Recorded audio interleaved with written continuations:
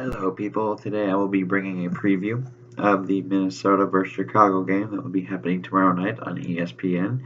So I'm going to go injuries for Minnesota. You're looking at Rashad Hill, he's out, he's a swing tackle. So it looks like the swing tackle will be Jeremiah Searles again for I think the third straight week. Sam Bradford is questionable this time with the knee injury. And then outside of that, we have people who are dealing with things but are playing. And that includes Jaron Kearse, who's dealing with a groin, Tom Johnson, who's dealing with a knee. Kendricks had a little bit of an illness, but he's fine. McKinnon has an ankle, is going to play. Sendejo had a shoulder and an illness, so it looks like the illness was kind of coming around in Minnesota's locker room. And then Jamar Stephen had a back injury, and all of those guys are expected to play.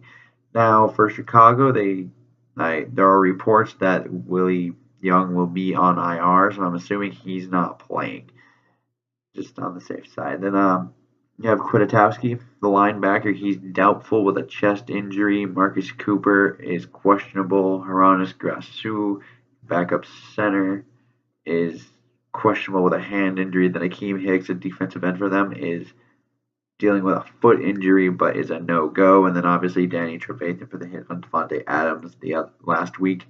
He has the 1-game suspension.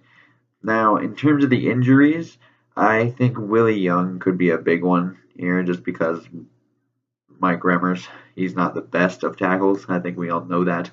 And I think Riley Reiff has been a really good signing up until this point. So I think we should be able to give help to either side if Leonard Floyd becomes an issue. Just because there is no Willie Young, there is no other threat at that point. Marcus Cooper's secondary got a little thinner, and we get Michael Floyd back. So, should be an interesting thing. I will be talking about Floyd a little later, though. Main things I wanted to kind of get to and talk about was Trubisky versus our defense just as a whole, just because there's no tape on Trubisky. He has more of a tendency to want to go deep, and as opposed to Mike Glennon, and I think the deep ball is a real big problem, especially with Tariq Cohen and Jordan Howard back there. I think they may sell out and try to stop the run. So what we could be seeing is a lot of naked bootlegs, just trying to move the pocket out, and then you'll see some more chunk plays, some like 15, 20 yards. You might see some deep bombs in there, and that could be a real issue for our defense because as the first few games have kind of said that we will let up a deep ball occasionally.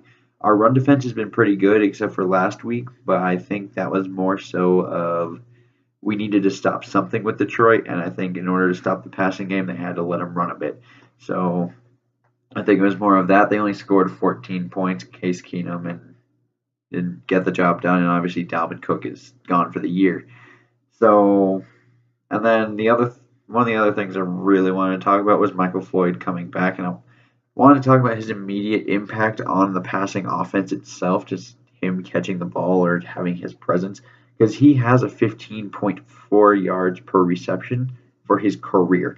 This is a proven deep threat that with now Diggs and Thielen both established, this could open up lanes for Latavius Murray potentially. I know he's no Dalvin Cook, but he's not a horrible running back. He's been to a Pro Bowl. We cannot let one running back, no matter how good he was, ruin the season.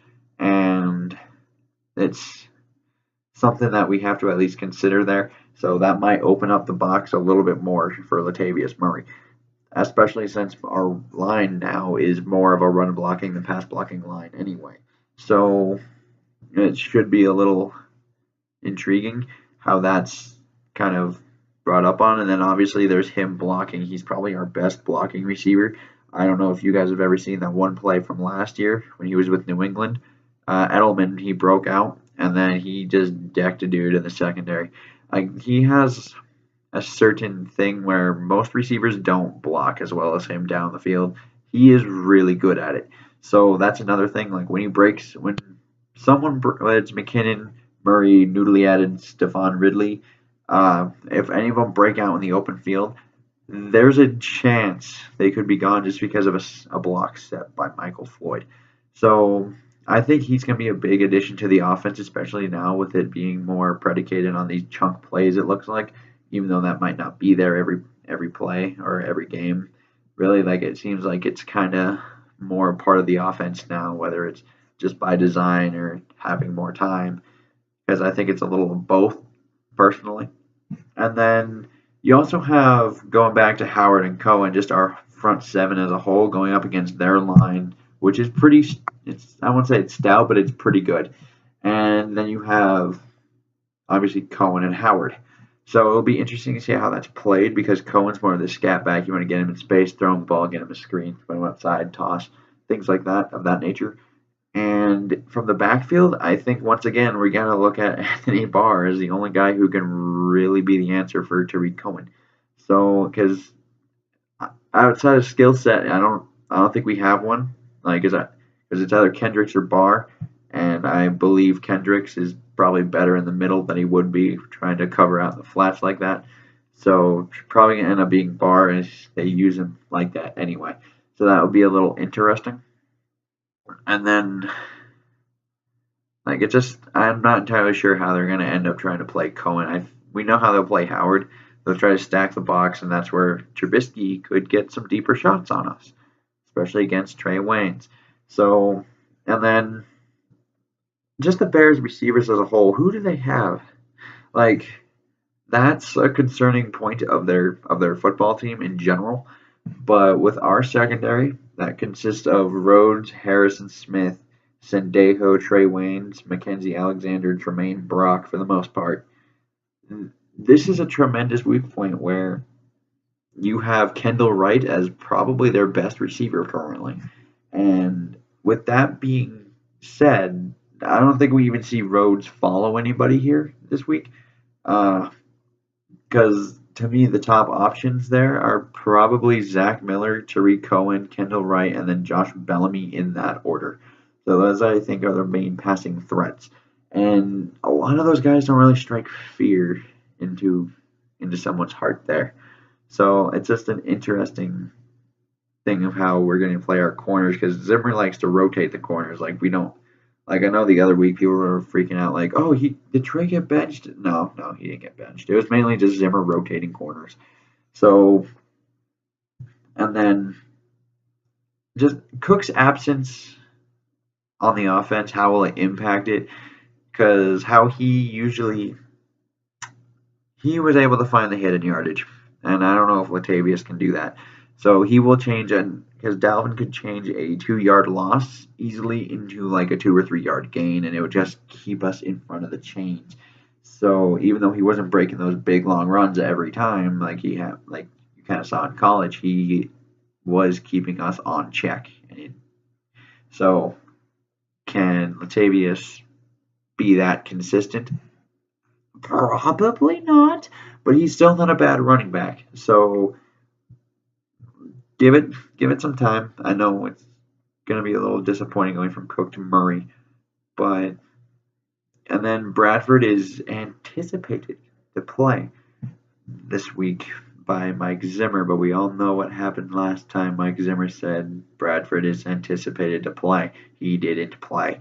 So I would take this with a grain of salt. And then if he does play, because it looks like he's probably a game time decision since he's questionable, and can he get back to week 1 form? I don't think he probably can, just because he has to have a little bit of rust. I'm assuming he's not fully back, and part of this, I think, has to be that Teddy is eligible to play soon, basically. So I don't know if he's him or the team is trying to rush him back, because the team could be trying to rush him back strictly because Dalvin's hurt. Like, we could have relied on the running game between Latavius and Dalvin Cook had Keenum been just started for a few more games. But without Dalvin there, and you're looking at Keenum, Ridley, and McKinnon, it becomes a little bit more, we need Sam, because Sam will give you a real passing threat out of this, so they don't have to stack the box all the time. And so it might be a little bit of Sam needing to get back because he's kind of in fear Teddy Bridgewater coming in and taking the job, and then you also have Zimmer trying to save his job potentially here, because if we fall the 2 and 3 to Chicago, and then we lose to Green Bay, and then we go to 2-4, then we got issues. So I think in order to really have a chance, Zimmer thought, let's get number 8 out there. Let's see what he can do. Is he good enough now? Because almost it feels like we need something else in order to really push this offense a little bit forward now without Dalvin Cook in there. And I think they're hoping like, okay, we need to get our quarterback back then. So, but I still wouldn't expect him to play just because Zimmer said he's anticipated before. Um, so my prediction for this game with Sam Bradford, we're assuming he's actually good Sam Bradford, not the one we saw on Thanksgiving last year, Sam Bradford. I think we win that one 24-14. But if he's without Sam Bradford, I think we lose this in Chicago 17-14 just because we typically struggle at Soldier Field, and I don't know why. I really don't. We really struggle at Soldier Field. So that is everything I have to say for now. I will see you with a game recap tomorrow night. So farewell.